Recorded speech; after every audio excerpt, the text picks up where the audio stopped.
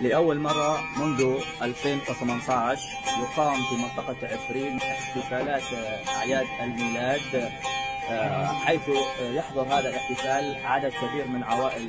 منطقة عفرين، منهم المسيحية والإنجيلية والمسلمين. بالإضافة وجود قسيس من منطقة عفرين يحضر هذا الاحتفال، وإقامة ترانيم الدينية المسيحية. طبعا الفرقة تابعة لمسيحيين منطقة عفرين.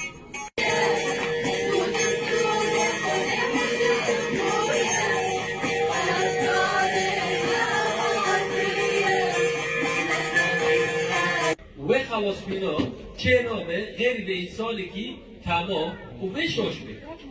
مریم بود و چو این چه بوده ویدشتا و از این تو میراناس نکن یا نه این تو بیر نکرید فلک جرا بود ای گفت تداب حال جرحی خدا و شوره گردیه و ای ببین و نوی گرده یسوع معنی سه نوی یسوع ای ملتی خوش گناه خلاص که هر معنی سه نوی گردیه و نوی گرده عمل و ای عمل و ای یعنی خدا نماوی عمل و ای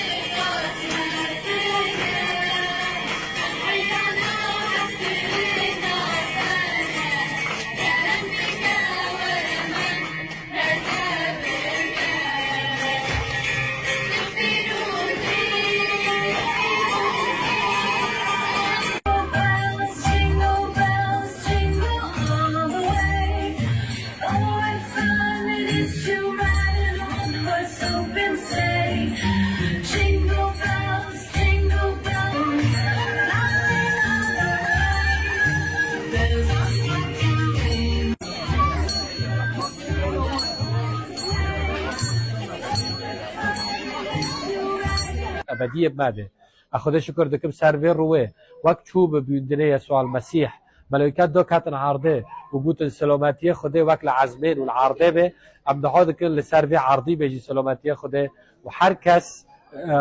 رانی ناس که و جو خوده و نزیک ببه و سلامت نو گشت کو کبه چه ملت لسروی عرضی دعیشه